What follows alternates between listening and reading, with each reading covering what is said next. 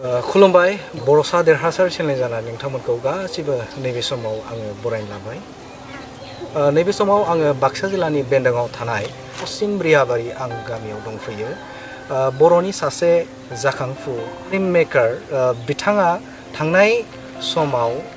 मोनथाम एवार्ड मोननो हाबाय नेशनेल आरो इन्टारनेशनेल लेभेलनि आरो मोनसे एवार्ड बिथाङा मोननो थाखाय सिगांदों। नैबे समाव आङो फंबायजों माबोरै बे सर्ट मुभि बानायनानै बे एवार्डखौ मोननो हाखो बेनि सोमोन्दै बिथांजों आं सावरायगोन आरो बियो बबे जायगायाव बेखौ शुटखौ बा भिडिअखौ खालामदोंमोन बेनि गासै आबुं फोरमायथिखौ नोंथांमोननो सिगाङाव आङो फोरमायनो थाखाय नाजागोन। नैबे समाव फंबायखौ आङो बर'सा देरहासार चेनेल जाना फंबायखौ बरायना लाबाय। गोजोन्थों। फंबायनिफ्राय आङो मोन्थिनो लुबैगोन जे फंबायनि जायगा थांनाय एड्रेसखौ नैबे समाव आङो मिन्थिनो थाखाय आं बिशाल जरगियारि आं पश्चिम ब्रियाबारि गामि बाक्सा जिल्लानि आं थागिबि। साबायखर थाबाय फंबायखौ। गिबियावनो आं फंबायखौ नैबे समाव कंग्रेचुलेसन होनो नागिरो मानोना फंबाया बर'नि गेजेराव सासे नेशनेल आरो इन्टारनेशनेलाव एवार्ड मोननो हाबाय। दा बेनि थाखाय फंबायखौ नैबे समाव आङो गिबियावनो कंग्रेचुलेसनखौ होनो नागिरदों। नैबे समाव आङो फंबायनिफ्राय मोन्थिनो लुबैगोन जिहेतु सर्ट मुभि फंबाया बानायबाय दा बेनि सिगांग्रो बै मुभिनि सोमोन्दै सावरायग्रोनायनि सिगांनो फंबायनि एसे जिउ जारिमिनखौ एसे फोरमायथिनो थाखाय आं बे गामि पश्चिम ब्रियाबारि गामियावनो आं जोनोम जादोंमोन आरो आं शंकरदेव शिशु बिद्यानिकेतन बागमारायाव फरायदोंमोन। बेनि उनाव आं क्लास 7निफ्राय क्लास 8 आं शंकरदेव शिशु बिद्यानिकेतन बङाइगाव आं फरायदोंमोन। बेनि उनाव आंनि पार्सनेल प्रब्लेमनि थाखाय आं आरोबाव माने न'आव बेक जाफिनबाय आरो आं पाठशाला शंकरदेवनिफ्राय आं मेट्रिकखौ पास खालामदों। बेनि उनाव आं हायार सेकेन्डारिखौ बागमारा हायार सेकेन्डारि स्कुलनिफ्राय आं पास जादों आरो बजालि कलेज आगोलनि बजालि कलेज आरो दानि कटनदेव इउनिभारसिटियाव आं ग्रेजुवेसनखौ आं कमप्लिट खालामदों। दा कारेन्ट टाइमाव फंबाया मा मावगासिनो? दाथ' आंहा ग्रेजुवेसना कमप्लिट जाथ'वाखै। आं दा लास्ट सेमिस्टार आं टुरिजिम डिपार्टमेन्टनि स्टुडेन्ट आरो लोगोसेयावनो आं सासे डान्सार। आं 7 इयार्स 8 इयार्स आं बेजों लोगोसे माने सासे डान्सारबो आं माने गोबां रियेलिटि श'आवबो आं पार्टिसिपेट खालामदोंमोन। बेनि उनाव आं माने फार्स्ट राउन्ड सेकेन्ड राउन्डआवनो आं रिजेक्सन जादोंमोन। माने पार्टिसिपेट खालामदोंमोन सेलेक्ट जानो हायासै। दा बेवहाय दा फंबाया जिखिनि नैबे वर्किं मेन बेनि मोनसे 7.53 सेकेन्डनि मोनसे मुभि बानायदोंमोन सर्ट मुभि। दा बेवहाय फंबाया मोनसे टारगेट दंमोन नामा जे बे सर्ट मुभिखौ बानायनानै जे आं इसिबां गिदिर एवार्ड मोनगोन बा मोननो थांगासिनो दा बेखौ मोनसे सानदोंमोन नामा जे आं बेखौ खालामबा एवार्ड मोनगोन होननानै सानदोंमोन नामा? खुनु टारगेट गैयामोन जे आं मोनसे फिल्म बानायगोन जे आरो इन्टारनेशनेल लेभेलाव आं एवार्ड मोनगोन। आं जेब्ला मबाइल बायदोंमोन फार्स्ट मबाइल माने बे मबाइलजोंनो आं माने ओरैनो टाइम पासनि थाखाय माने आं भिडिअ खालामोमोन आरो न'आव फैनानै माने काइन मास्टार एपाव इडिट खालामनानै जे आंनि इउटुब चेनेल दङ बे इउटुब चेनेलाव आं इउटुब चेनेलखौ ग्र'थ खालामनायनि थाखाय माने भिडिअफोरखौ आं आपल'ड खालामोमोन। दा बे रोखोमैनो माने फार्स्ट टाइम आरो बेयाव टारगेट गैयामोन जेखिनि नेसनेल आरो इन्टारनेसनेल एवार्ड मोनगोन। दा बेवहाय मोनसे टारगेट होनाय गैयामोन आरो दा बेवहाय फंबाया नैबे जाखिनि एवार्ड मोननो दं दा बैखिनिखौ एसे बुंनो हागोन नामा? बेनिफ्राय नों एवार्ड मोनखांबाय आरो मोननो थांगासिनो बे समाव। आं इउरप फिल्म फेस्टिभेल इउकेआव आं सर्ट बेस्ट मबाइल फिल्मनि एवार्ड मोनदों। बेनि उनाव आं Port Blair international film festival Andaman Nicobar आइलेण्डआव best director for mobile short फिल्मनि आं एवार्ड मोनदों। बेनि उनाव third Kolkata international micro' film फेस्टिभेलाव आंनि बे वर्किं मेन फिल्मा बेस्ट माइक्र' फिल्म नेशनेल केटेगरियाव रानार आप जादों। बेनि उनाव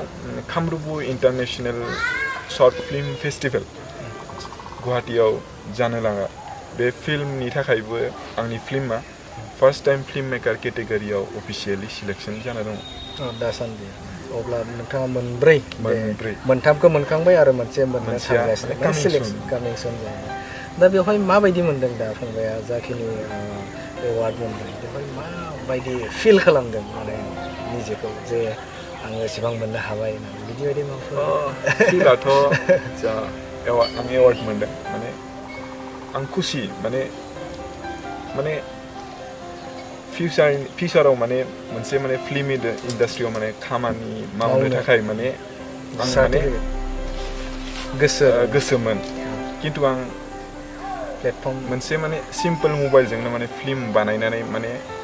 आं 3 एवार्ड मोनदों बेनि थाखाय माने आं खुसि लोगोसेयावनो आंनि लोगोफोर लोगोसेयावनो जोंनि गामिनि मानसिफोराबो माने जोबोद खुसि प्राउड खालामो फंबायनिफ्राय आङो सोंनो लुबैदों जे जाखिनि एवार्ड मोनबाय नङाब्ला जेथ' नों पार्सनेल मोनसे पिसिजों थामहिनबा मबाइलजों शुट खालामनानै बेखिनिखौ मोननो हाबाय दा बेवहाय बै वर्किं मेना माबायदि बे माबायदि सिन नुनो मोनगोन बा माबायदि बेवहाय जाय भिउवारफोर दङ बे भिउवारफोरा नुनो मोनगोन माने बे वर्किं मेन फिल्मा माने एकदम माने नेचारेल सिन दं जे खामानि मावनो थाङो दांग्रि बानना लाङो बेनि उनाव न'आव फैनानै माने जे खामानिनि फैसा मोनो बेखौ माने गावनि थाखाय आरो गावनि फेमिलिनि थाखाय माने बियो बाहायनाय बेफोर सिन दङ बे फिल्माव बेसेबां मिनिटनि बे शर्ट मुभिया बानायजादों बे फिल्मा 7 मिनिट 53 सेकेन्ड दा बेवहाय फंबाया बुंदों बै जिखिनि शर्ट मुभि बानायनाय दा बेवहाय बेनि आन्दोआव जेनेबा नोंखौ थुलुंगा होनाय जे ओरै बानाय ओरै खालाम दा बिदि बायदि होनाय लोगोफोरा लोगो मोन्दोंमोन बा न'नि मानसिया सुबुंफोरा बुंदोंमोन बा दे नों ओरै फिल्म बानाय बिदि बायदि फार्स्ट टाइम माने दानिया आलादा बाथ्रा जेब्ला नों बे एवार्डखौ मोनखांबाय बेनि उननिफ्राय बा बेनि आगोलाव माने आगोलनि बाथ्राखौ बे फोरमायनो थाखाय आं मिथिजानो लुबैदों बिदिथ' खुनु गैयामोन आं गावनो माने मबाइलजों माने इन्टारनेशनेल फिल्म फेस्टिभेल गुवाहाटीयाव जायो बे फिल्म फेस्टिभेलाव आं पार्टिसिपेट खालामो बेयाव स्क्रिनिं जानाय फिल्मफोरखौ नायो आरो नायनानै बे फिल्मनि आं जि आइडिया मोनो बेखौनो आं न'आव फैनानै मबाइलजों ओरैनो माने प्रेक्टिस खालामो माने एक्सपेरिमेन्टेल खालामो आरो आं इउटुबखौ आं फल' खालामो माने बेहाय बैनि सायाव माने एसे स्टाडिया फंबायना थाबाय थादों दा बेवहाय सिगाङाव जिखिनि मबाइलजों जिखिनि एडिटिं खालामो जाखिनि एडिटिं खालामनाय बैखौ माबाफोर कर्सबो लादोंमोन जोंहा फंबाया जे जिखिनि दा मबाइलजों बिराद मोजाङै मोनसे एडिटिं खालामबाय नामा एवार्डबो मोनबाय दा बे बेलायाव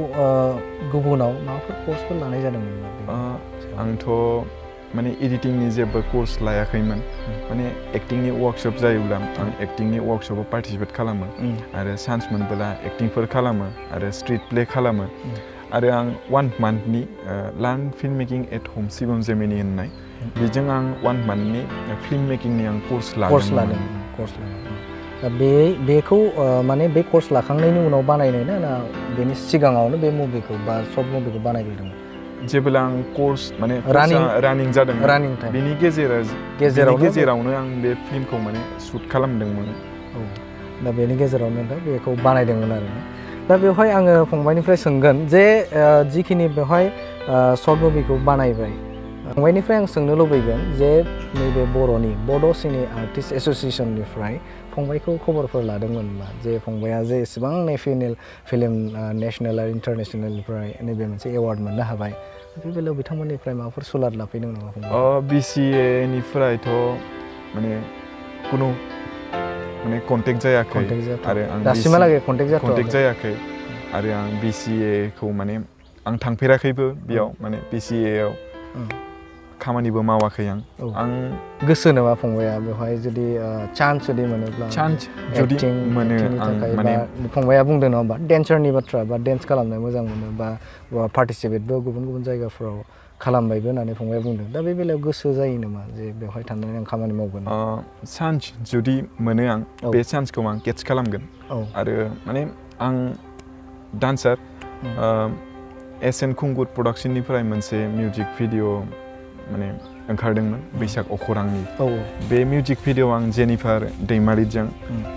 करिय'ग्राफार बिग्राय बसुमतारी आरो नयन खुंगुरजों आं बेकग्राउन्ड डान्सिंनि आं खामानि मावदोंमोन दा बे बेलायाव आङो फंबायनाव सोंनो लुबैगोन जे जाखिनि बेवहाय फंबाय फिल्म बानायबाय बेनि अनगायै उनाव माबाफोर बेनि आरो गुबुन मोनसे जे मुभि बानायनो थाखाय बा शर्ट मुभि बानायनो थाखाय प्लेनिंफोर दं नामा? प्लेनिंथ' माने जेब्ला आं वर्किं मेनखौ शुट खालामदोंमोन बिनि सिगाङो आं माने उन्दै गथ'फोरखौ लानानै माने मोनसे ओरैनो माने एक्सपेरिमेन्टेल फिल्म बानायदोंमोन माने दा फान अफ चाइल्डहुड बे फिल्मखौ आं इउटुबाव हगाराखै दासिमबो आरो आं माने मोनसे स्क्रिप्ट लिरगासिनो माने स्क्रिप्टआबोथ' रेडि माने प्रि प्रडाक्शन माने सोलिगासिनो आरो माने नेक्स्ट टाइमाव बे नेक्स्ट प्रजेक्टनि थाखाय माने आं प्लेनिं लाथ'वाखै जे बे डेटआव आं शुट खालामगोन माने प्रि प्लेनिंआबो माने कमप्लिट जायाखै माने सोलिगासिनो माने माब्लाबा चान्स मोनो बेखौ बानाय टाइम समजों लोगोसे बाजेटनिबो बाथ्रा थायो दा बेवहाय बै शर्ट मुभि बानायनायाव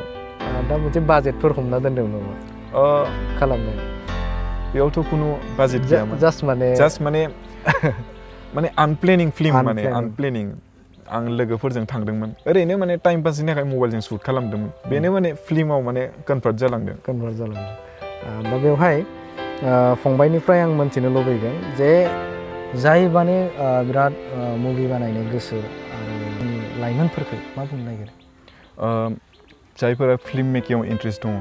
माने आंनाव केमेरा गैया जे आं फिल्म मेकिंआव थाङा माने आं एक्टिं रोङा आं एक्टिंआव थाङा माने फार्स्ट गावखौनो माने रेडि खालाम माने जास्ट एक्सपेरिमेन्टेल खालामनांगौ जे आंनाव मबाइल दं मबाइलाव केमेरा दं आरो बे मबाइलजोंनो माने जास्ट ओरैनो एक्सपेरिमेन्टेल खालामनांगौ जे मबाइलजों खालामबा माबायदि जायो फुटेजआ माबोरै जायो आरो केमेराजों खालामबा बिनि फुटेजआ माबोरै जायो माने केमेराया आलादा आरो मबाइला आलादा माने एक्सपेरिमेन्टेल खालामनायाव खुनु माने प्रब्लेम गैया जिहेतु नोंनि आखायावनो बे मबाइला दं दा बे बेलायाव बिथांमोनखौ नोङो फंबाया बुंनो नागिरो नामा जे बै बाजेटखौ जेनेबा जाय सानो जे आंनाव केमेरा गैया खायसे बाजेट गैया दा बैफोरो सानग्राफोरखौ नोंथाङा बुंनो नागिरो नामा जे बेफोरखौ गोनांथि गैयाब्ला मबाइलजोंनो खालामनानै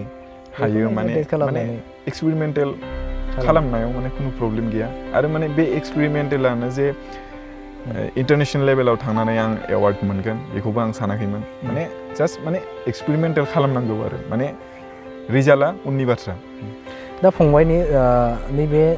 शर्ट मुभि वर्किं मेनखौ माब्लाबो अडियेन्सआ माब्ला नुनो मोनगोन बेखौ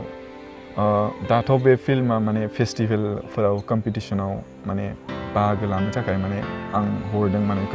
फेस्टिभेलफोराव साबमिट खालामदों बिनि उनाव जेब्ला आं माने बे फिल्म माने एवार्डफोरखौ आं लागोन बिनि उनाव आं बे फिल्मखौ माने आंनि इउटुब चेनेल रिचार्ज सरगियारि बे चेनेलावनो आं हगारो फंबायनाव माने इउटुब चेनेल दं आरो बे ट्रेलर नागारनाय बुंनायखौ नोंथाङा बबेयाव दा नोंथांनि चेनेलावनो मोनगोन ना बेखौ बे वर्किं मेन फिल्मनि ट्रेलारा आंनि चेनेल रिचार्ज सरगियारि बे इउटुब चेनेल आं अलरेडि माने हगारखाबाय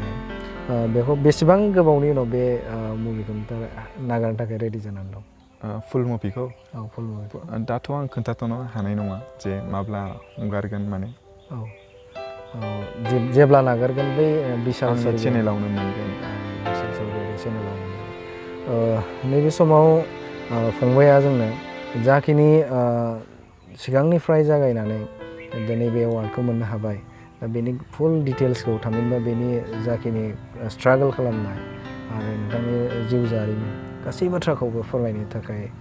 नैबे समाव साबायखर बावो आरो इयुन जेनेरेसन दा बिथांमोनाबो मोनसे बाथ्राखौ साननाया गोनां जे नोंहा बाजेट खालामालासिनो खायसे केमेरा गैया माबाफोर आगजु गैया होननानै जेबो खालामालासिनो बा गावखौ बे फंबाय बुंनाया जेबो टेस्ट खालामालासिनो जे मबाइलजों खालामोब्ला बिदि बायदि मोनसे रिजाल्ट मोननो हायो दा बैखौ खालामालासिनो ओरैनो थानाय जे लाइमोनफोरखौ फंबाया बुंदों मा बेखौ नायनांगौ जे खालामनो हागोन ना हाया निजे बे टेस्ट खालामनानै रिजाल्टआ माबायदि जायो बेखौ नायनो फंबाया बुंदों आरो लोगोसेनो फंबायनि इयुन जिखिनि टारगेट खालामदों बे टारगेट खालामनाया मोगथाङाव महर मोनथों आरो फंबाया साक्सेस जानो हाथों बेखौ नैबे समाव जोंनि चेनेलनिफ्राय फंबायखौ हामलायथि बावो आरो इयुनाव गोजों जाथों आरो नैबे समाव फंबायखौ नोंथांनि बेसेन गोसा समखौ होनायनि थाखाय नोंथांनिफ्राय